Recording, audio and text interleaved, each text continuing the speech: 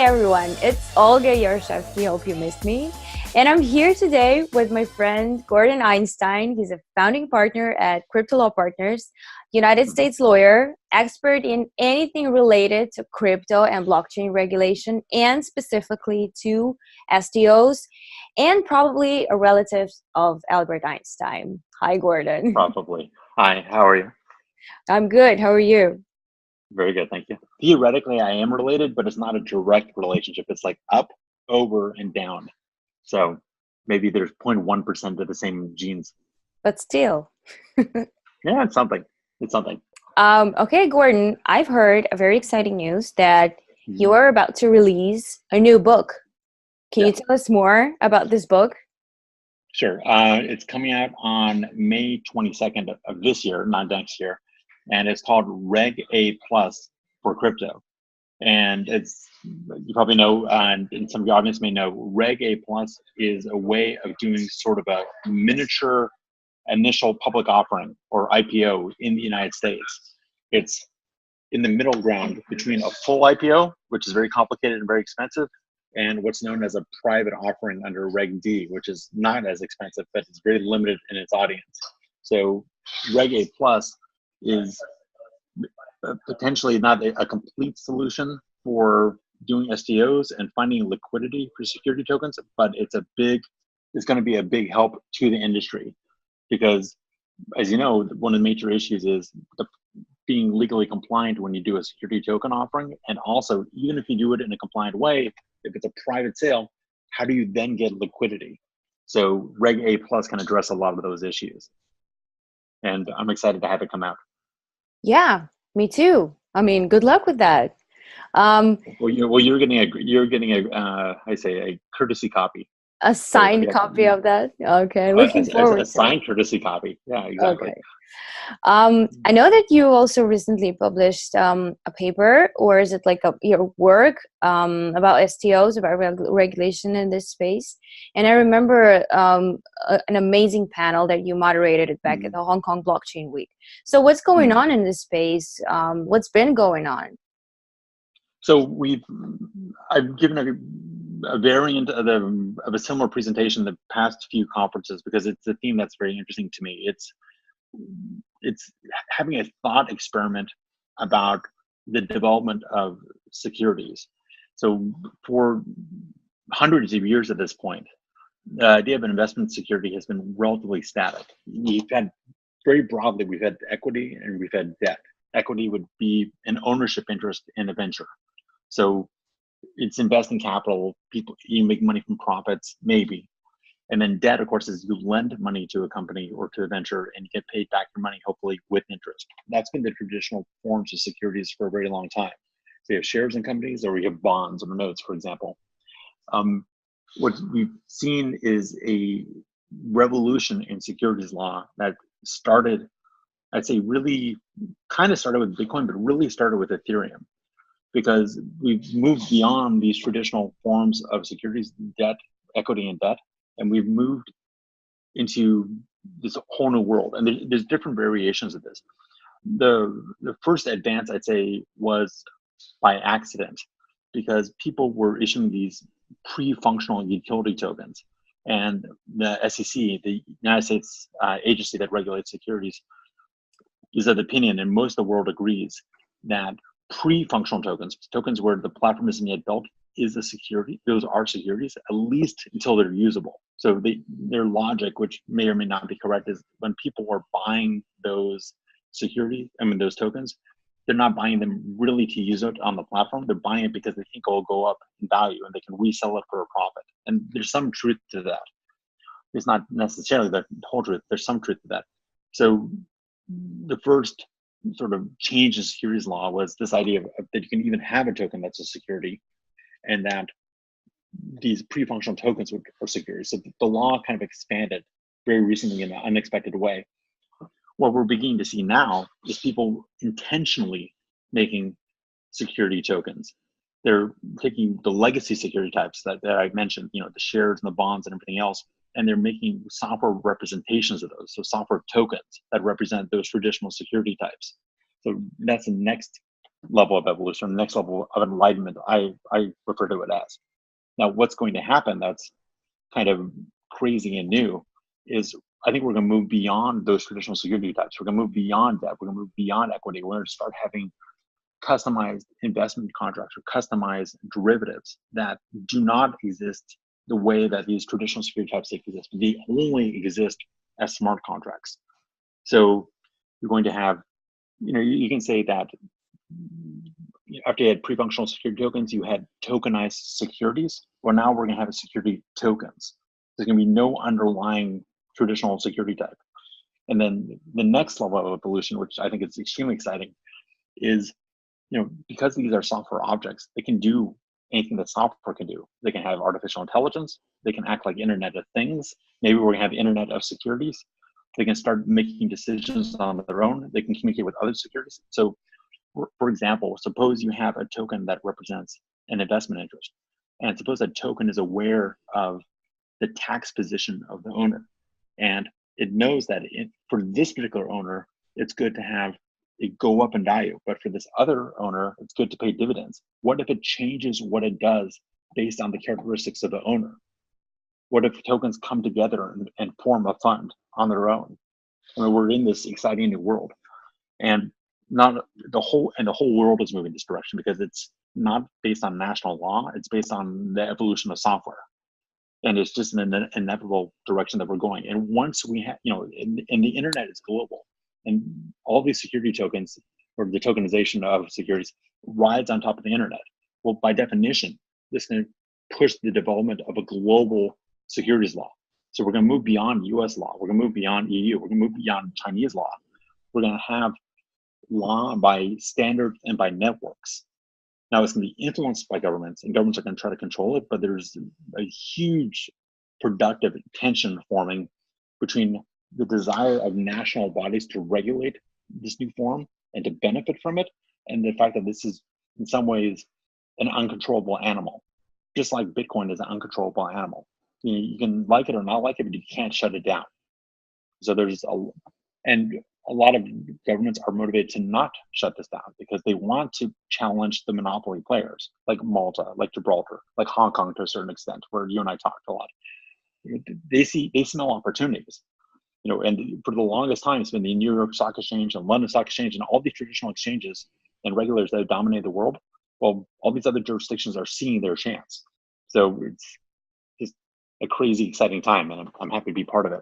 Trying to keep up. And which industry do you think this can be applied to? Not only fintech, right? Well, that's a great question. So part of my recent presentation was Marc Andreessen, the gentleman who came up with the Netscape internet browser, then went from there and he started a venture capital firm. I think it's Andreessen Horowitz, which actually now became an investment firm, but that's a different story. And he started a crypto investment arm. So back in, I think it was 2011, he wrote an article in the Wall Street Journal called "Why Software is Eating the World." And his basic thesis was that the crazy high valuations of companies at the time, the Googles and the PayPals and the Microsofts, was warranted because these were not traditional firms. These were firms that were doing new things based on internet technology. And so part of that argument was everything physical is being reduced to software. It's being reduced to software functionality. And I think he's right. So there's no such thing as the hotel business or the airline business or the printing business or any of that. It's just all software. And what an actual industry it's in is almost in detail. So what do you mean? People still actually fly planes, like pilots actually go there. Well, actually, it's interesting you say that. People do go on planes, but most of these flights are on autopilot. Okay, most of the reservations, the most valuable asset for the airline industry, I'd say, is the Sabre reservation system. Okay, that's almost a near monopoly. It's not that I'm not going to the point of saying that we're all in the matrix and nothing's real and it's all software. I mean, that's obviously a fantasy. But his point was that the value is getting added, not necessarily so much from the physical operations, but from what software makes those physical operations do. And you can let's stick to a hotel example. Like, we all remember the use case about the St. Regis Aspen Resort, and they did STO, I think, like a year ago, less than a year ago. So, will it be in the world that you describe? Will it be a tokenized security or just a tokenized asset? And will it make any sense for those who own this hotel? That's a great question. I don't know the details of that one, but I think I know where you're going with it. If you take a traditional asset and you want to sell off investment interest in it in order to receive money, there's nothing stopping you from doing it the traditional way. The only real reason at this point to do a security token would be because there's going to be some extra sizzle or excitement because you're doing a security token. It doesn't really add anything yet. Keep turning yet. Now that's for a couple reasons. We don't yet have the right technical and legal infrastructure to make security tokens dramatically more valuable than regular securities. I think that's coming. I'm trying to fight to put that in place, but it's not yet there. So the delta between their values is not yet very noticeable. You can't do much more with a security token than you can with a traditional token. There's also something else, which is, and this is a little bit more subtle, I think. The traditional security types are limited in what they can do. Like equity, represents a claim on assets. It's maybe a claim on dividends. It's maybe the ability to elect directors. There's certain defined sort of rigid rights that these equities may or may not have. What's neat about security tokens is you can define economic rights by software. So rather than having 5, 10, 100 traditional kind of rights that you put together, you can have a million different kind of rights. So which gets much more targeted and much more particular about the thing you're building. So to take the hotel example, maybe owning this hotel has some sort of unique tax benefit. Well, you can have tokens that capture that tax benefit and sell those tokens. Maybe there's investors who want a dividend stream or a gross income stream. We can make tokens for that and capture and sell those tokens.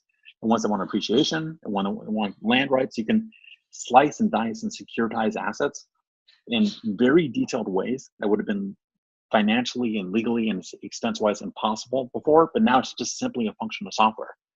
And that's, on one hand, it's like, okay, that's neat, but is it actually useful? Maybe, maybe not. But I'd argue that there's going to be at least some cases where it's useful. I mean, you can have businesses that have carbon tax credits, and you can securitize those and sell those off.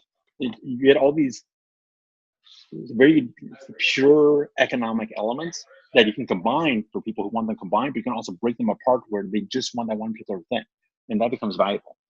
Sometimes it's good to break the piggy bank open and see what's inside and give people what they want. There's more value there. So, yes, there's. I mean, you're kind of getting at the point. There is a lot of hype. There's a lot of silliness. I mean, there was one company that I think they made it's an iced tea company, and they made it like blockchain iced tea. I forget the exact name. Yes, I know. Yeah, they just changed their name, and all of a sudden the stock went up. Or Kodak with its fake coin. Of course, I mean, pardon my French, there's a lot of BS. It's not real, but it's, a lot of, when things develop, things aren't real until they become. It was like 3 years ago. Yeah, back when Bitcoin was going crazy and everyone was like, "Oh my God, Yes. My name is Gordon Crypto Einstein. Now I can charge more, right?" It's nuts. But the potential and the path is reasonably clear. I mean, once we get to decentralized, 24/7, fully operational, highly liquid exchanges that operate globally, that include fiat gateways and whatever compliance we finally decide they need, I mean, that's going to change the world. That's going to, someone in Botswana who wants to start a company is going to have won't necessarily be easy because they still have to sell their business vision, but they're going to have immediate access to a global, competitive, real-time audience. And the middlemen, or the gatekeepers, or the intermediaries, are either going to be redefined or they're going to go away. So I think we're at the beginning of a 20, 25-year cycle. I mean, we're at the beginning of this. And just to expand on this idea a little bit, traditional securities have issuers like AT&T or Deutsche Bank or whatever, they issue, it's a company, right? They issue their own securities. What's going to happen at some point is we're going to have non-legal entities like DAOs, distributed autonomous organizations, or DACs, distributed autonomous companies. They're not going to issue traditional securities. They're going to be issuing smart investment contracts. Okay, and they may do it because through either AI or through a cluster of decisions by autonomous agents. Once that happens, the idea of an issuer, the idea of someone actually selling a token or a stock is going to become legally difficult because there's going to be no one to sue. I mean, if you have a fully distributed autonomous organization, okay, that is issuing smart contracts because an AI told it to, and you don't like it, how do you sue it? And where do you sue it? And how do you collect? So who are you going to sue then? Yeah, I mean, you can't sue Bitcoin.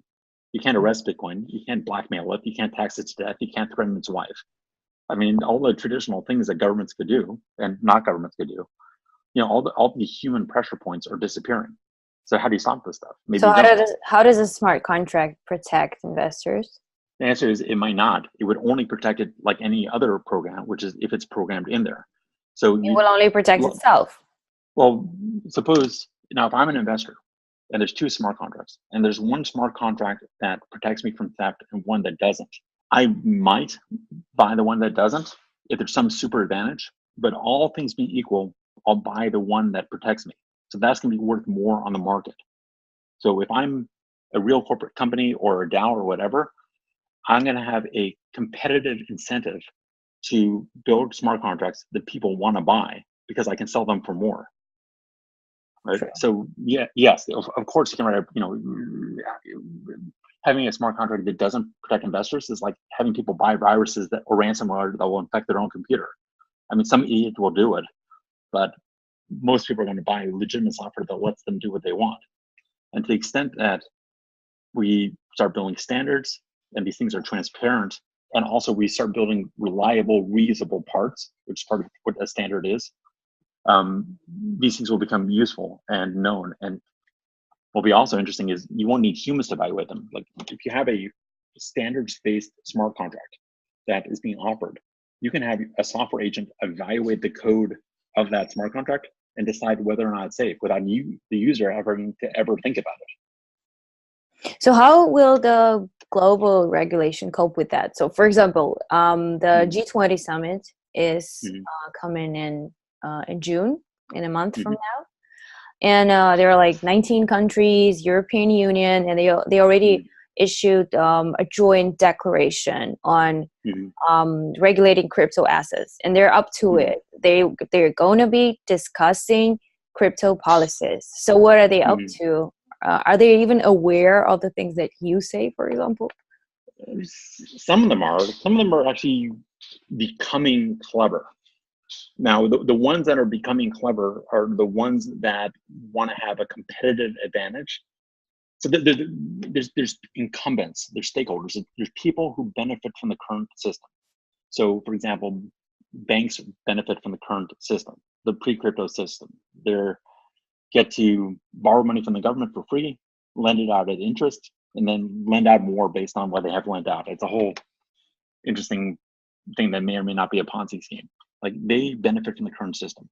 The United States benefits from the current system because the dollar is still the US and the world reserve currency. So that's part of the reason why the US has been sort of resistant about this stuff.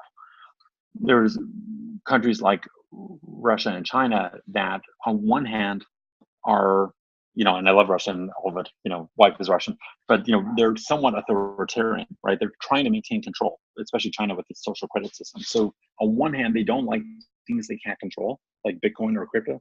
On the other hand, they see a huge opportunity for getting rid of the US dollar as the world currency, because if they can come up with a gold-backed, blockchain, auditable, universal world cryptocurrency that gets exchanged for oil, like the Saudis will accept this currency rather than US dollars, then they just basically won the second Cold War.